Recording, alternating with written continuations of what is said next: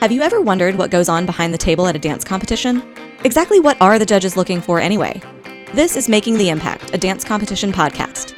Each week, we'll cover a different topic related to the world of competitive dance from the perspective of the judges behind the table. In this episode, we tackle a most important topic, the differences and similarities between lyrical and contemporary dance. This week, we're here in the studio with IDA judges Maddie and Christina to discuss exactly what makes lyrical different from contemporary and why it matters at competition. All right, everybody, welcome to Making the Impact. I am your host, Courtney Ortiz, and I'm here with my co-host, Lesley Mealor. Hey, everybody.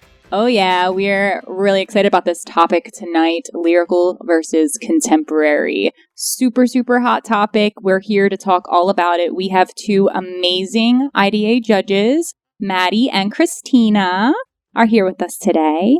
And they're going to share a little bit about themselves and their background, and then we are going to get right to it with this great topic. So, Maddie, hey. What's up? Tell us about yourself, a little bit about your background, your training, and what you're doing now. All right. So I grew up in Westport, Connecticut, outside of New York City, and I grew up training at the DeValda and Lyrical Dance and Music Center in Fairfield. And I now live in Tallahassee, Florida, where I straddle the lines between commercial and concert dance. So currently my day job is working as a research associate at a choreographic residency center. And then I'm also adjunct faculty at Florida State University. And then I also teach and choreograph at studios and universities throughout the Southeast. And I have my own company called MK Rep. It is a project-based contemporary company. So we perform mostly in the Northeast, but we're going to get some more stuff going on. And I'm super excited to be here. Yay! And Maddie is also an admin for IDA. Yes. So she does a lot of behind the scenes work with us. She is currently helping us screen potential judges to join the roster, which she's amazing at, by the way. I love that. You just love that job so much. And I love it. You're so good at it. You're amazing. The submissions are great. Everyone's awesome. Shout out to all of you. Yes. keep them coming. All right. Christina, how are you? How you doing? Hi, everyone. I'm super excited to join Courtney and Lesley and Maddie today. This is such an important topic. I've been a professional dancer and choreographer in the industry in both LA and New York for the past 10 years. And during that time, I've worked on cruise ships from Norwegian Cruise Line to RWS and Holland America, Oceania Cruise Lines. I've done some national tours, and I currently am working out here where I am an active teacher as well as judge for IDA, which is so exciting because I get to share my passion that I've had for dance. I grew up as a competition dancer on the East Coast, and I think it's so great that we're doing this because when I was competing, we didn't have any help or any tools to let us succeed kind of in the industry. So we were fish out of water, right? So I think it's really awesome that we're able to do this and talk about this topic today. Yes. So happy to have both of you guys here and your amazing knowledge and expertise in these styles. So guys, we're super excited to talk to you both about this. I think I'm personally really excited because we've got like a super academic background with Maddie. You know, you're teaching at FSU. You've got an MFA yourself. And then we've also got the more commercial side of things from Christina.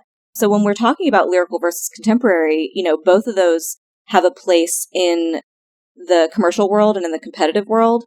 But then I feel like contemporary kind of lives in a more academic place naturally. So I'm super excited to hear about those two different worlds from both of you. Today's episode was inspired by a blog that was released in January of 2018. We had 4 IDA judges contribute to that, and it is called Contemporary versus Lyrical, Separating the Styles. And if you listeners want to hear more about that or read more about that, check us out at impactdanceadjudicators.com/judgesblog. So let's dive right in, everybody. I'm going to let you guys decide amongst yourselves. Who wants to define lyrical dance? Well, for me, lyrical dance really, right, it's in the title of lyrical. It's that expression of movement and movement, right, that's fluid as well as really interpreting, the lyrics of the music. Right. And Absolutely. I feel like that can really be the cut and dry of it there, right? It's interpreting those lyrics. From the moment that you step on the stage, the story has to start to be told. Even before even the music starts, just from your expression, just from your demeanor, just from the way that you walk out, the story has to start to be told. As a viewer and an audience member, whether you have, right, many years of experience in dance and you're a judge like we are, or someone who's a complete outsider, knows nothing about dance, they are the ones, right, the average person that should be able to understand and find that story from the way that you're interpreting your lyrics.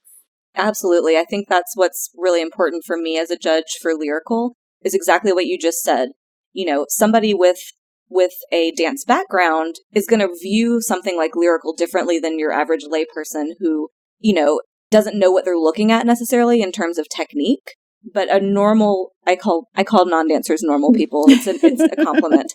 But normal people should be able to watch a Lyrical dance and understand the story based on what the movement is, what the expression is, what the dancer is trying to convey through the lyrics. So I think you hit the nail on the head right there, Christina. Maddie, do you have anything to add about what you believe lyrical dance is? Yeah, so when I was growing up old school, we always called it lyrical jazz. So to me, I'm thinking about this foundation that's born out of kind of a melding of jazz and ballet techniques and how those two things can live together. And I know we're going to get to the contemporary side in a second, but for me, it really has to do with movement quality and the importance of really smooth transitions. And the lyrical vocabulary, I think, tends to be a little bit more codified. So like recognizable steps to us dancers, your pirouettes, your jetés, etc. So things that are nameable that are coming from these different vocabularies.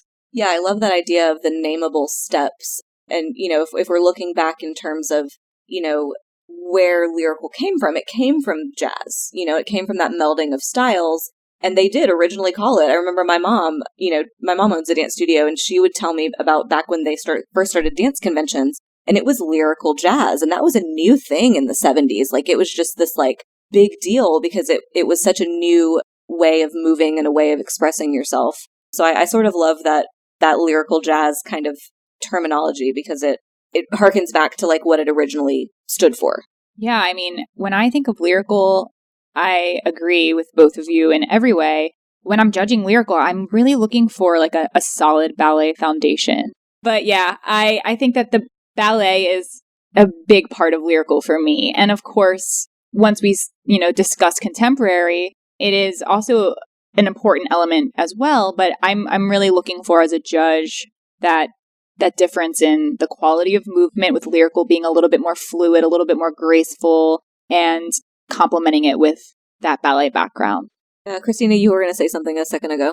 Absolutely. I was just going to agree with Courtney as well as Maddie with, as we get to contemporary and we start to define it, just to remember that really lyrical is, as you said, that lyrical jazz. So it's lyrical, right? Lyrical is ballet and jazz. And that's really it. Where we do get to contemporary, there can be elements of lyrical in contemporary, which I think is the reason the lines start to get blurred. But for the sake of lyrical, it really is jazz and ballet. Yeah. Well, so since we're here in this lovely transition that you just led us into, Christina, speaking of transitions, we'll have an episode on that, I'm sure. How important those are. But so here we are with that muddied line of, okay, where do we draw the line between lyrical and contemporary? Maddie, let's talk about where you think contemporary kind of developed and where it's gone. Yeah, so I obviously am coming from this really academic place, so I think about it in terms of history and lineage. So you have modern dances, this rebellion to ballet, and then postmodernism comes out of that. And then contemporary came as a response to postmodern dance, at least in New York. So thinking about knowing rules to then break them. So obviously there are a lot of influences coming in from lyrical, from jazz, from modern, from all of these different forms. But I think that contemporary lives in this place of getting rid of the need to codify. So you have steps that are not nameable. You have different qualities living together. I mean, this happens in other forms of dance too, but you tell the kids you're teaching not to point or flex their feet. But there's a sense for me, at least as a teacher and as a judge, of you have to know the rules to break them. So maybe there's this place of having to understand lyrical dance to then be able to dive into the contemporary. I'll start there and leave it to you. That's a beautiful start. That is so important. And I think that is one of the reasons why a lot of teachers are uncertain as to where to place the dance. And even, too, the thing you said, Maddie, about you must learn the rules before you can break them. So, here's an opinion. All of these things are our opinions, guys. Just listeners, let's remind ourselves of that.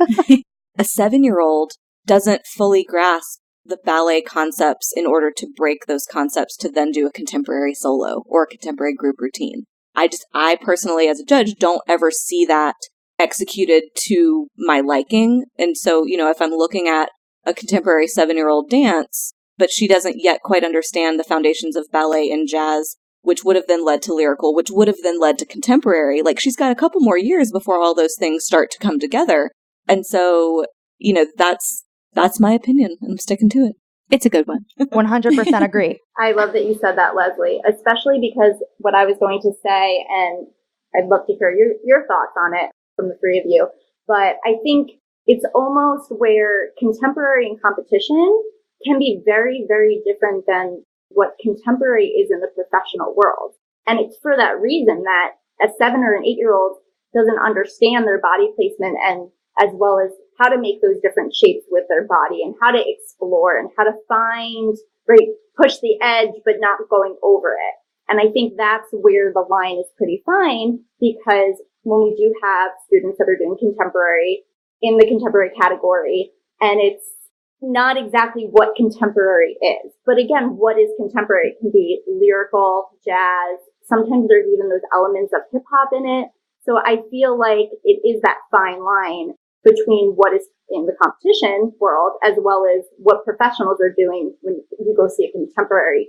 I'm thinking a lot about the commercialization of contemporary dance. So we're talking about I really like what Christina said about competitive contemporary being so different from what's happening out across the dance field, whether you're in a more commercial or concert setting. It's still really different from what's happening that we're judging in a lot of cases. And I feel like it's a big part of that is coming from So You Think You Can Dance, because I feel when I was in 7th grade competing, there was no contemporary category. There was lyrical and there was modern.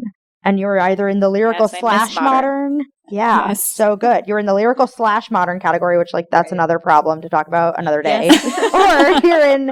or it's lyrical and modern are separate. So, and then Mia Michaels came along and was like, we're doing contemporary. And then, but a lot of what we're seeing on TV, I would argue, again, opinion, that it's lyrical. So for me, if you're doing Alice the Contours, you're in the lyrical category. Lyrical. That's not contemporary. If you're doing an aerial, an aerial is not contemporary dance. You can go upside down and you can invert your body, but not with no hands. That's acro lyrical. So I do attribute a lot of this line blurring to what's happening on TV. Yeah.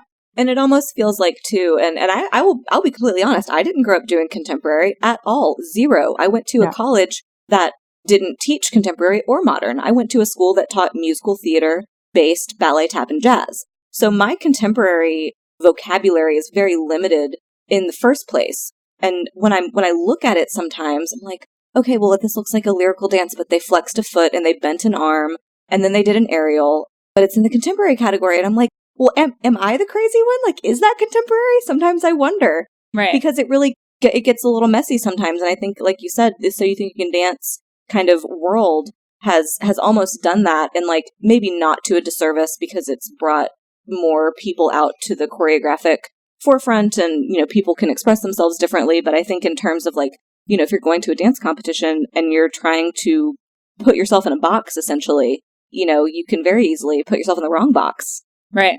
And I feel like for me, especially as a choreographer, when I'm teaching my students, contemporary is also, in a way, an exploration.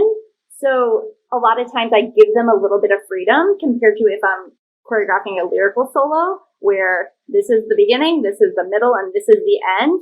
And from start to finish, this is the choreography, and you're to do it exactly how it is. Where contemporary, there's a little bit more of something that I do on my body may not look the same on one of my students when they're competing. So we almost mold it in a different way to make it fit for them, maybe my floor work and grounding, again, is different than the way they do it in a contemporary routine.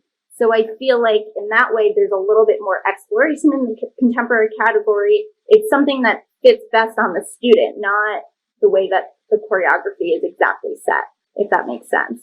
When you look at lyrical dance, it, like we talked about, it's a foundation of jazz and ballet. So we know what the steps are for jazz and ballet. In ballet class, you're either right or you're wrong, pretty much. You know, you can't, there's really no in between ballet, which is another reason why a lot of people don't like to bring ballet to the competition world, because they know they're going to get judged the hardest. And then you can open up to a little bit more expression and interpretation in other genres. And then we get to contemporary, where it's kind of just like, it can be a free-for-all with a blend of jazz, lyrical, ballet, modern, pop, like hip-hop. Yeah. So there's more leeway to score it differently. There is not a right and a wrong with contemporary as often when we're judging it. So I think that's another reason a lot of people love that category. It's definitely not an open category. I'm still looking for specific foundations. A lot of my expectations from contemporary dance when I'm judging come from a modern-based background. I really want to see contractions, use of plie, things like that are what I kind of look for. And it depends, of course, on the style of contemporary. And there's so many different types of contemporary that we see at competition. So it's a very fine line, like we kind of discussed. But whereas lyrical, it's either right or wrong, sort of. You know, there's definitely there's some freedom in there. It's not ballet, but it's got that foundation. And that's what we're really judging on. So contemporary is a little all over the place. Yeah. And just to piggyback on that, but with contemporary having that freedom, I think I personally, as a judge, would like to see it get closer to where you were just talking about, seeing contractions, even though you're falling off your center, right, you're still using your abdominals and you're still supported instead of a free-for-all, right? Just because someone you can't just throw in a back handspring or a side aerial because it's contemporary. I want competition to kind of like lay the guidelines down a little bit better for the category itself. I think that a lot of the teachers have grown up with lyrical, and a lot of teachers are now, like we kind of talked about, contemporary is kind of newer to the dance world, at least the competitive dance world. So I think even, breaking down what we are looking for a little bit clearer so the studios and the teachers know, oh, this is what they are looking for, and this is how they're really judging this style of dance, because that's kind of why we're here to talk about it, so we can really differentiate the two styles a little bit clearer for listeners. I'm curious, did either one of you guys grow up doing anything like YAGP? Yeah, I did. So I don't think any of us really have knowledge of that world, but they have a contemporary category as well, right? Which just from doing research on my own and having come across some of the videos, that contemporary is contemporary ballet. Mm-hmm. Like that is a whole nother thing that I think in our competitive dance world, we don't see. I mean, very rarely do I see a contemporary dance and see any contemporary ballet in it, which I think is really interesting. Yeah. Because that's completely valid too. We just never see it. That would be kind of cool if like the contemporary category had little like subcategories where when you're registering, you could label it as contemporary ballet, contemporary jazz, contemporary whatever, contemporary modern. I don't know, like whatever you feel like labeling your dance, just so the judges have a clear understanding going in as to what you think this dance is labeled based on whoever choreographed it. Because sometimes I watch a contemporary dance and I'm like, this is a jazz routine. Right. Like, I don't understand why this isn't in the jazz category, but why is it in the contemporary? Well, probably because she had 14 solos. Yeah, that could be. Can't compete against yourself. She needed to put it somewhere. Another opinion. Ding, ding, ding. Just because you have 14 solos doesn't mean you need to put it in a category just willy-nilly. Yeah. That really is what the open category is for. If you do have 2 jazz solos, okay, we'll put one in the jazz category and put one in the open category. But try not to pass off your lyrical dance as a contemporary dance just because you already have another lyrical dance. Because that's, I think teachers and students, if that's the student's choice, is doing themselves a disservice by doing that, because you're, if you do happen to have a more lyrical contemporary dance and it happens to be in the category with all, you never know who's going to show up at competition, but like it shows up and everybody else's is like really, quote unquote hardcore contemporary, you just did that to yourself. I think that's something to consider that maybe people don't consider. Yeah. And one thing to go off of that, it's usually what I see often is the other way around, where it's contemporary solo in the lyrical category. Mm-hmm. You know what I mean? Like, people don't realize what lyrical really is anymore. And it's like, oh, I have 2 contemporary solos, and I'll just put this one in the lyrical, and I'll just add a little like piqué arabesque, and it's officially lyrical now. You know what I mean? And I'm like, floaty dress. Yeah. Like, change my costume, like not wear a leotard this time, and whatever it is. And I'm kind of like, this is still contemporary. Like, this is pretty much the exact same contemporary solo that you showed me. So I'm all for a contemporary and a lyrical, but I want them to be completely different styles if that's what a soloist is choosing to bring, even group routines at the same time. Well, what's funny about that, you mentioning, right, change of costume, sometimes I think students as well as teachers think it's a matter of, oh, contemporary, well, I'll just go barefoot. So now we have a contemporary solo, check. And that's not the case. Yeah, there's more to it than just rolling your tights up.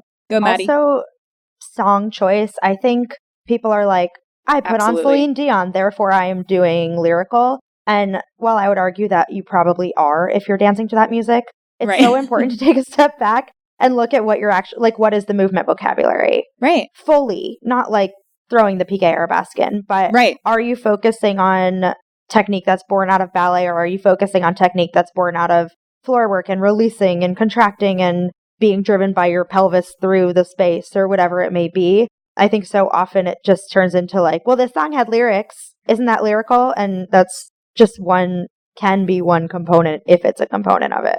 That being said, I've heard teachers ask this question and also discuss this, where people have said, well, does my song need to have lyrics if it's in the lyrical category? Can it be an instrumental?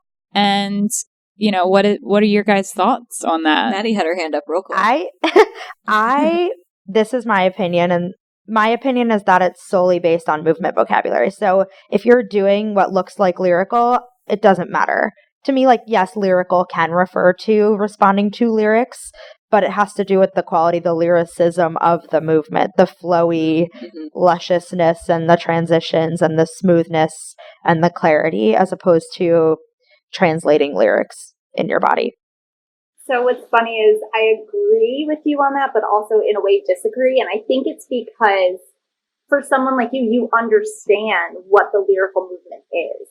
And I think if everyone understood that, then it doesn't matter if you're dancing to lyrics, if you're dancing to no music, or if you're dancing to an instrumental.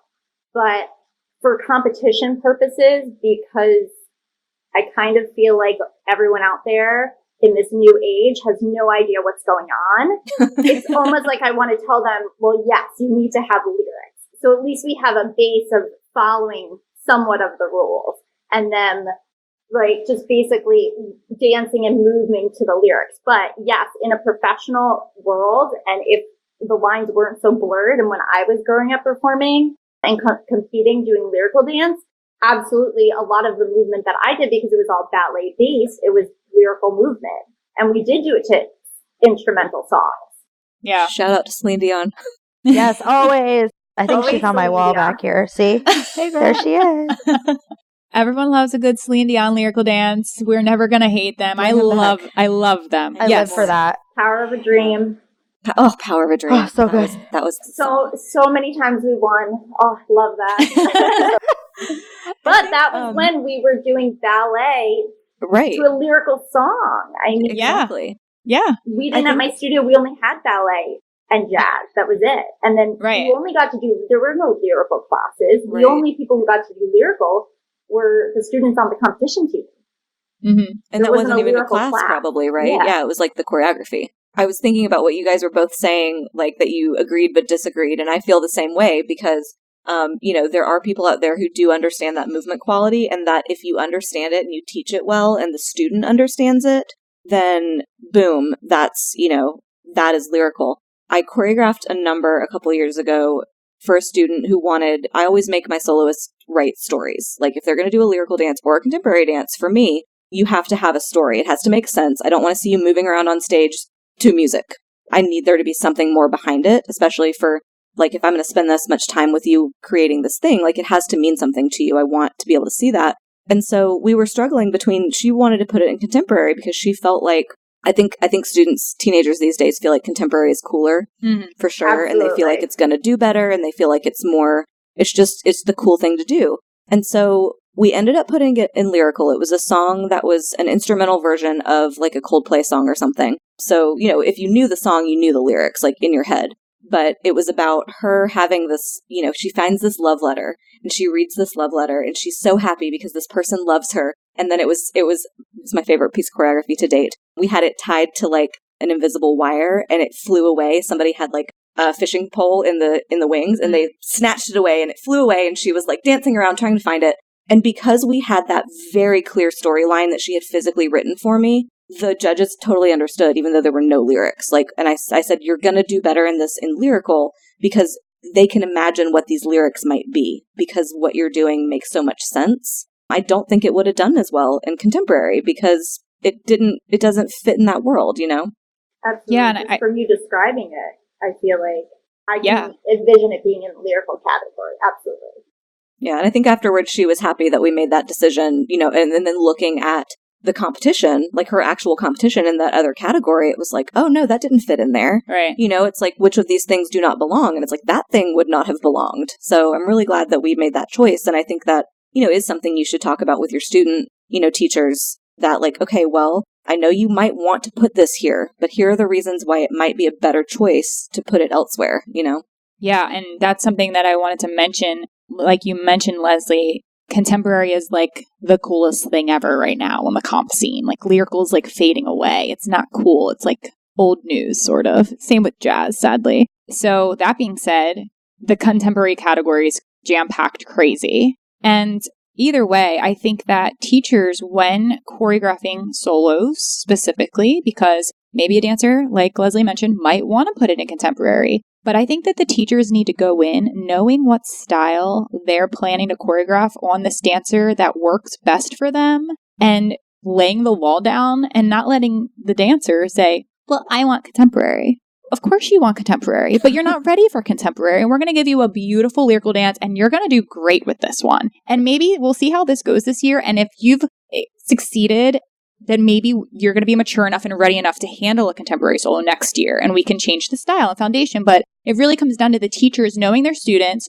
knowing their strengths, and properly placing the dance, because it's not the kids deciding where it goes. It should really come down to the teacher. With that as well, I almost, and I feel like I'm going to get a backlash for this, but unless you're in the preteen category and higher, you shouldn't be doing contemporary, because you probably cannot understand that movement. And that's really the bottom line. And the funny thing is, with you saying, right, that everyone wants to do contemporary because they think it's cool. But as Maddie had said before, what they're doing on So You Think You Can Dance, really, that is lyrical. It's not contemporary. So everybody thinks what's cool is contemporary, but really it's lyrical. Lyrical's cool, guys. Lyrical's cool. Yes. Agree.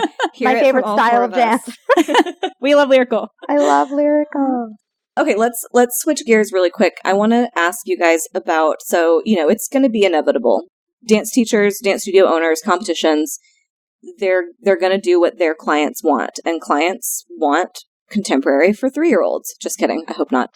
Like, you know, 7 years old. There's a contemporary class out there for a 7-year-old. There is a 7-year-old doing a contemporary dance. How can we help the teachers to, like, what are we looking for? What do we want to see in a 7-year-old contemporary dance? If we're going to see it, I at least want to see a couple of different things. What do we need to see? We talked about this before. Courtney mentioned wanting to see like basic elements for modern dance. And I would agree with that. I think seeing some contractions, maybe some like easy drop swings. I want to see them using their plie and moving in and out of the floor, even though they're 7. I also think it's a nice opportunity to pull from ideas from creative movement and improvisation. Like, Absolutely. Obviously not telling a 7-year-old, like, go improv for 3 minutes. Like, maybe there are moments when they improvise within some sort of set of rules. Like, here, you circle your arm in any way you want for 8 counts. Like, pulling those ideas actually is going to make that dancer grow and also, like, have to use critical thinking skills in the moment and make choices in the moment, which goes so far beyond dance. Like just encouraging agency in a 7-year-old is really important. I think that's like a Definitely. soapbox moment. But I think that you can fill time with task-based activities. Not the whole time, but some of the time. I love that. I think that's such a smart way to approach it. And, even in class, like, maybe I don't want to see you, like you said, improv on the stage necessarily. But, if you are devoting 45 minutes to an hour of a class, in that kind of style, like you said, pulling from creative movement, I think is so smart. And, it doesn't have to be, act like a bear, walk like an elephant or whatever, the quote unquote children's creative movement gurus who we should have somebody on that does that, because that's a whole nother world as well. But I think that's a really smart idea, like you said, to create some agency. I do think then there should be more of that element of modern, but then why aren't we doing a modern solo? It's really hard to wrap around the fact that, especially when I teach 7 and 8-year-olds, and I see them every day and I understand their movement and their minds even, for them to do a contemporary solo is just, I don't know. It's not in a service to them, in a sense. It's not in a service to them. I don't think that they're growing as a dancer by giving them that or giving them an hour of that. I'd rather see them do technique. But if it is based on floor work and using different shapes with their body, then I'm okay with that. But running from one end of the stage to the other and back with anticipation is not contemporary dance either. So I don't want to see you filling the stage and the movement with that. So that's kind of where I am on that topic. But going back to what Maddie said, where I do have to say I am seeing more solos being cut down. So we're not seeing those 3-minute solos anymore. I do think that most studios and teachers, they're getting the hint. But that really then stresses the fact that if you only have 1 minute and 10 seconds to show me your solo, I don't want to spend 50 seconds of that figuring out if this is a lyrical or contemporary dance. It's a great point. Right, absolutely. And that's how I feel so often when I'm sitting in the judge's chair. And that's why we're here talking about these two styles, because they are blending. And that being said, I mean, a lot of genres at competition are blending. And there's a lot of fusion of styles, which I'm all about. But at the same time, this isn't a show. This isn't a recital. This is competition. And there's categories for a reason. So why even have categories if we're not going to actually, place them properly or choreograph to a set of rules, right? Like we were saying earlier. Yeah, and that applies to different genres of dance. That applies to the levels, which is a whole nother topic. That applies to age ranges, which you can't really, you are an age or you're not, but the age ranges are there to help you compete against who is in your age range and level and, at the age you are. The same should be applied to the genre of dance, unless we're doing the top overall. But I've been in many situations where there's been an awesome studio at competition, and you get a feel, we all get a feel of each studio's kind of preferences or habits, like throughout the weekend. And it's like, oh, that's the contemporary studio. They're fierce at contemporary. Oh, that's the tap studio. I love them. They're awesome. We kind of get to know the studios throughout the weekend. And I judged a studio that was amazing contemporary, stunning technique, beautiful movement quality, choreography was awesome. But that's all they did. And they would put contemporary in the jazz category. And they would put contemporary in the lyrical category. And they claimed to be doing multiple genres, but they never did anything but contemporary. And the sad thing is that we couldn't really, we want to judge what's in front of us. It's not the dancer's fault that this isn't technically jazz. So I am like, well, the choreography was great. Technique was great. Performance was great. So I'm judging the dance for what it was, even though it was improperly placed in the wrong category. And, for me to see like a dance that was improperly placed win first overall in the wrong category, I'm like, how does this work? So this is kind of like a heads up to the teachers, is like, we want you guys to understand how to place your dances properly so we can judge them to our best ability in the genre that you picked. At the day, we want you to succeed. We're not here to be, right? We're not mean. We don't want to crush dreams. You to succeed. So the only way you're going to do that is by going in the proper category. But like you said, when you have a situation where you can't really move them I think then that also goes on to the competition. If somebody was 16 and they're placed in the 10-year-old category, we would move them. So why can't it be the same if you're doing lyrical in the contemporary category or contemporary in the lyrical category? Why can't we move you? Right. I actually say that often on my critique tape. If I'm watching a dance, I might not be able to deduct points or anything like that. And I don't want to penalize the dancers because, the teacher might have improperly placed them in this specific competition based on the genre. But if I'm watching a lyrical dance in contemporary or a contemporary dance in the lyrical category, I will always say, hey, a minute in, I'm like watching this dance. I'm like, is this really lyrical? A minute in, I'm like, not really lyrical. Hey, teacher, this is a note for you. I just want to let you know, I think this definitely belongs in the contemporary category instead. Next time you go to competition, just make sure that you appropriately place this dance, and just give the teacher a heads up because maybe the teacher thought it was lyrical and, my opinion was that it wasn't. And that's what we're here to do, is to not only provide feedback and critiques to help better the dancers, but also maybe help the teachers in the process as well to really learn how to differentiate each style of dance. Anybody have any final thoughts? My final thought to the teachers out there for the students is when it comes to competition, do what is best for your student. Don't give them contemporary movement that they can't do. Don't give them lyrical movement that they can't do. Maybe they are a better technical dancer. They have a lot of ballet and jazz foundation, and they look beautiful doing a lyrical dance. Do that. And, there are times when, as dancers and as teachers, we do want to push the envelope and stretch ourselves. Like, I'm not a contemporary dancer. Nope. Lyrical all day long.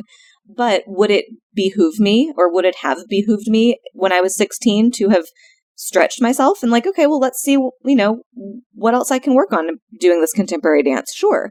Like, that's, we're always, welcome to that as well. And a lot of times, I will see a dancer who, has a wonderful teacher and a wonderful studio who has said, okay, you excel at this and you excel at this, and this is your weak spot, but you're still going to do this weak spot solo. And we can tell, like Courtney was saying, I don't know your studio name, but like, if you bring enough numbers over the weekend, I know, where you come from, or at least the grouping of people that you come from. And, there's always a dancer that I'm able to call out and say, like, I can really tell you've worked hard on this. This clearly does not come as naturally to you as another style, but like, thank you for bringing this and stretching yourself. And I think that's really important to consider too. That probably happens more often than we think. Yeah, I mean, I always applaud the dancers if you have to do multiple solos. I'm saying like, and any 2, 3, 4, we've seen it. We've seen dancers come out there. And we talked about this earlier. A lot of dancers will come out and they'll give me 2 contemporary solos and put one in open and add a little bit of acro in it. Or they'll put it in lyrical and think that it's lyrical and it's not. Things like that. I always applaud the soloists that do actually take some risks and try. And if you are going to have multiple solos, you're going to have a solid solo in your best style that showcases you your best. And then try something new. Don't play it safe. Try a hip hop solo. Put the tap shoes on and try a tap solo and take some tap privates and make this amazing. It'll probably help you get better at that style than if you didn't, take that risk and try doing a solo. But on our end as judges, and I'm sure I'm speaking for everyone, we don't want to see 3 of the same solos. I want to see completely different styles if you're going to come out on the stage multiple times. Or just come out one time, blow us away, literally blow us away where we cannot forget about you, and leave it there and take home first place, because you probably will. I think another thought for teachers, we're talking about, Lesley mentioned, I should stretch myself and do this other thing. What about stretching yourself within the same category and coming up with new patterns and new vocabulary? Because so often we just see 4 kids from the same studio doing the same lyrical solo, essentially, to a different song. And that gets boring and we forget about all of them, no matter how beautiful they are. So I want to challenge teachers to remember that. And I also want to challenge teachers to not be scared to go off trend. Like Courtney, you're saying, make the kid put on their tap shoes. And for me, as a contemporary lyrical person, like those are my 2 areas. There is nothing I love more than a fierce tap solo. Yep. Like there is nothing better. And if I see a good tap solo, I will score it extremely high because it's not what we've been watching all day. And it usually does blow me away technically and in terms of performance. And it's just exciting to see things that are coming from other influences besides what we're seeing on TV or on Instagram. Totally. Not that there's anything wrong with contemporary and lyrical. I still love them. I love a good contemporary dance and I love a good lyrical dance. I mean, there have been times where the artistry that I see on stage at competition these days is unbelievable.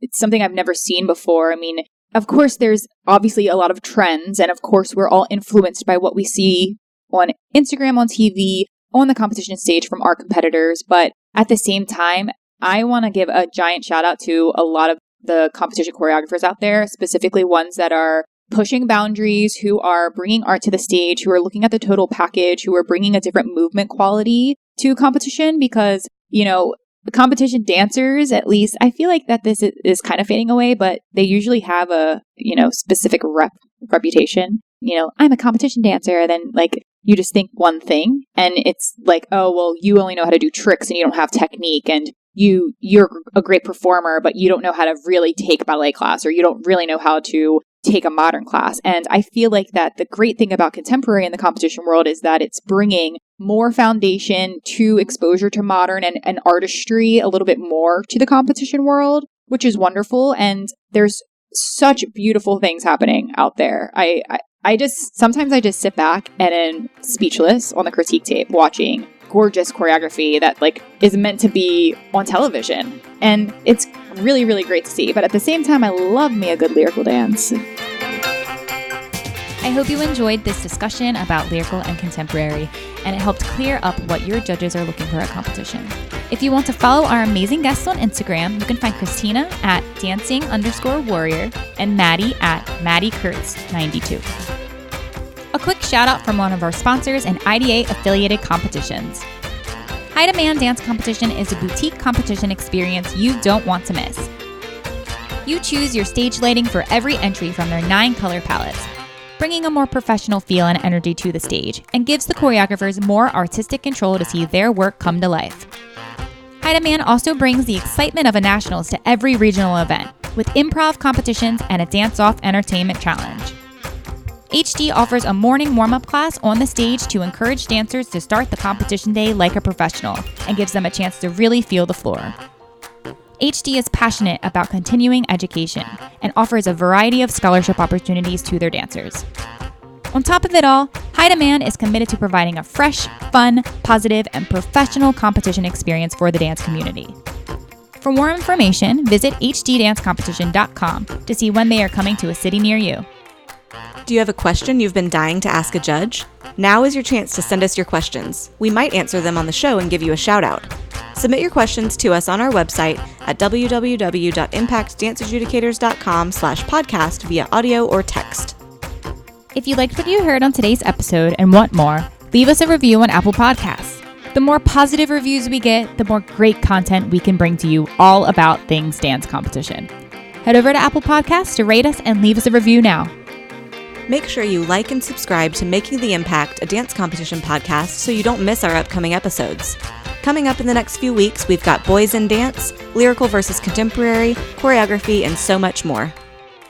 As always, we're so glad you joined us for this episode of Making the Impact. Thanks for tuning in.